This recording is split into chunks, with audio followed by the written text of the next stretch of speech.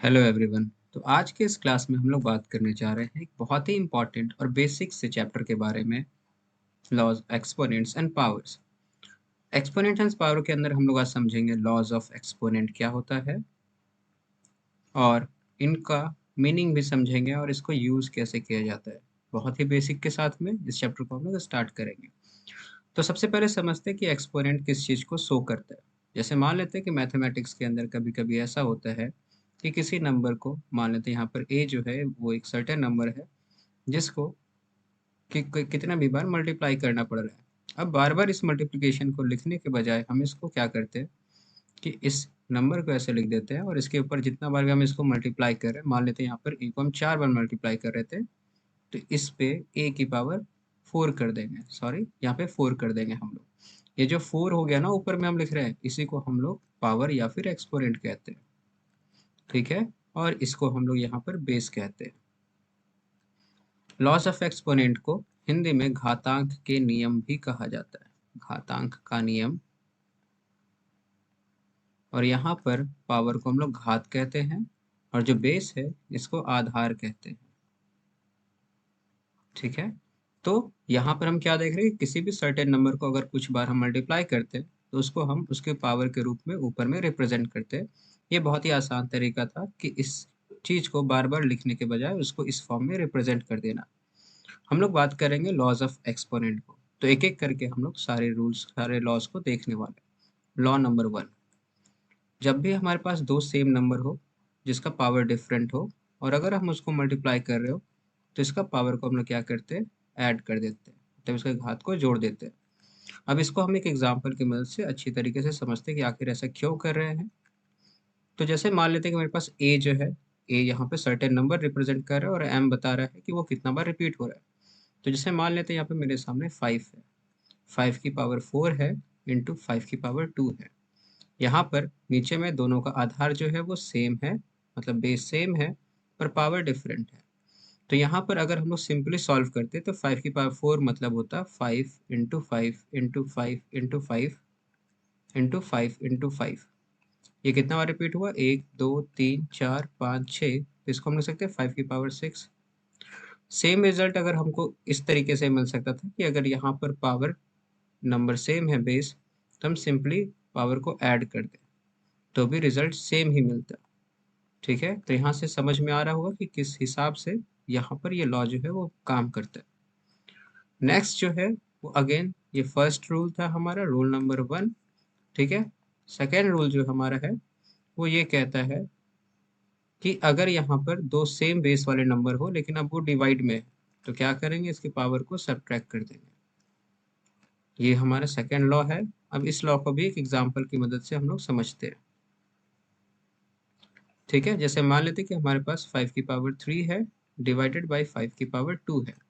तो यहाँ पर ये क्या बन जाएगा, 5 की power 3 means 5 into 5 into 5, divide को हम लिख सकते हैं 5 इंटू 5। तो कैंसिल हो जाएगा और हमारे पास सिर्फ बचेगा 5। तो हमने देखा कि इस तरीके से हम लोग इसको सॉल्व कर सकते हैं। अब डायरेक्टली इतना ना करके हम सीधा क्या देख रहे हैं कि पावर जो है वो इन दोनों के घटाव के बराबर है। ठीक है, डिफरेंस के बराबर है। तो सिंपली हम क्या करेंगे, इन दोनों के पावर को लेंगे और घटा देंगे। तो ये यहाँ पर ये लॉ उसी चीज को रिप्रेजेंट करता है कि अगर दो सेम नंबर हो जिसका बेस सेम हो, पावर को हम घटा देंगे अगर वो डिवाइड में रहे। याद करेंगे कैसे, ये घटाव जो है हमारा वो माइनस साइन के साथ में जुड़ता हुआ दिख रहा है, जबकि वहीं पर इससे पहले वाले लॉ में ये इनटू था, तो यहाँ पर ये प्लस में कन्वर्ट हो गया हमारा। थर्ड जो लॉ है, थर्ड लॉ ऑफ एक्सपोनेंट, यहाँ पर हम लोग क्या देखने वाले हैं कि मान लेते हैं अब कोई सर्टेन हमारे पास नंबर है ए, इसका पावर एम है, इनटू, अब यहाँ पर बेस डिफरेंट है बट पावर सेम होने वाला है, मतलब घात सेम होने वाला है। तो इस वाले कंडीशन में क्या करेंगे हम कि नंबर्स को सिंपली मल्टीप्लाई कर देंगे और होल पर पावर m चढ़ा देंगे। इसको भी एक एग्जांपल की मदद से समझते हैं कि आखिर ऐसा कैसे। तो जैसे कि मान लेते हैं हम 2 की पावर 3 है और यहाँ 5 की पावर भी 3 है। अगर हम इसको तोड़े सिंपली तो ये 2 into 2 into 2 into 5 into 5 into 5 हो जाता है। अब यहाँ से हम 2 और 5 का, 2 और 5 का और फिर 2 और 5 का एक इस तरीके से पेयर बना सकते हैं, 2 into 5 into 2 into 5 into 2 into 5। क्या हम यहाँ पे देख पा रहे हैं कि 2 इंटू 5 2 इंटू 5 2 इंटू 5 3 बार रिपीट हो रहा है, तो इसको सिंपली 2 इंटू 5 की पावर 3 लिखा जा सकता है, मीन्स 10 की पावर 3। तो ये जो हम लोग यहाँ पर देखे रिजल्ट कंक्लूड किए, तो इसी को सिंपली क्या देख रहे हैं कि अगर हमारा पावर सेम हो तो नंबर्स को सिंपली गुना कर देंगे और होल पे पावर जितना बार भी था वो चढ़ा देंगे। आइए हम लोग देखते हैं फोर्थ लॉ ऑफ एक्सपोनेंट। यहाँ पे ये क्या कह रहा है कि फिर से बेस डिफरेंट है, पावर सेम है, लेकिन यहाँ पर डिवाइड है। तो सिंपली यहाँ पे क्या करेंगे, इन दो नंबर्स को डिवाइड कर देंगे और होल पे पावर m को चढ़ा देंगे, या फिर इसको ऐसे भी लिखा जा सकता है a/b होल की पावर m। इसको समझते हैं कि ये किस तरीके से ये लॉ काम कर रहा है। फॉर एग्जाम्पल मान लेते हैं कि मेरे सामने सेम एग्जाम्पल हम लेते हैं, 2 की पावर 3 है डिवाइडेड बाई 5 की पावर 3 है। इसको अगर हम लोग लिखें तो 2 into 2 into 2 by 5 into 5 into 5 लिख सकते हैं। यहाँ पे देख रहे हैं कि 2/5 इंटू 2/5 इंटू 2/5 है, तो ये 2/5 होल की पावर 3 हो गया, 3 बार रिपीट हुआ। तो सिंपली हम क्या देख रहे हैं यहाँ पर कि ये दोनों नंबर अगर डिवाइड में है, बेस डिफरेंट है, पावर सेम है, तो सिंपली पावर जो है वो आ जा रहा है और दोनों नंबर जो था उसके बीच में अगर भागा का काम हो रहा है तो बीच में भागा ही हो रहा होता है। तो इतना ना करके हम सीधा इसको इस तरीके से रखते हैं 2 डिवाइडेड बाई 5 की पावर 3, या फिर इस डिवाइड को हम ऐसे भी लिख सकते हैं 2/5 की पावर 3। हम लोग आगे बढ़ते हैं और फिर नेक्स्ट स्लाइड में देख, तो हम लोगों ने यहाँ तक रूल नंबर 4 तक देख लिया था। अब हम लोग बढ़ते हैं रूल नंबर 5 की तरफ। रूल नंबर 5 में हम लोग क्या देखेंगे कि मान लेते हैं यहाँ पर क्या हो रहा है कि कोई भी एक नंबर है जिसका पावर m है और उसके होल के ऊपर पावर अगर n है, तो ये जो होता है ये पावर मल्टीप्लाई हो जाता है। अब इसको हम लोग समझते हैं कि ये कैसे हो रहा है। तो जैसे कि हम लोग मान लेते हैं यहाँ पर a की पावर फॉर एग्जांपल 5 की पावर 3 है और उसकी पावर 2 है। अगर हम इसको नॉर्मली सॉल्व करें तो क्या देखेंगे कि 5 की पावर 3 दो बार है, तो 5 की पावर 3 इंटू 5 की पावर 3 हो जाएगा। और 5 की पावर 3 को हम लोग लिख सकते हैं 5 into 5 into 5 into 5 into 5 into 5। ये 3 बार रिपीट हुआ 5 की पावर 3, और फिर ये 5 की पावर 3 ये 3 बार यहाँ पर रिपीट हुआ, तो टोटल हमारा हो गया 5 की पावर 6। तो हम लोगों ने क्या देखा कि ये सिंपली इन दोनों के प्रोडक्ट के बराबर है। तो अब इतना स्टेप ना करके हम सीधा क्या कर सकते हैं, इन दोनों का प्रोडक्ट कर सकते हैं और हमको मिल जाएगा 5 की पावर 6। तो ये क्लियर हो गया रूल नंबर 5।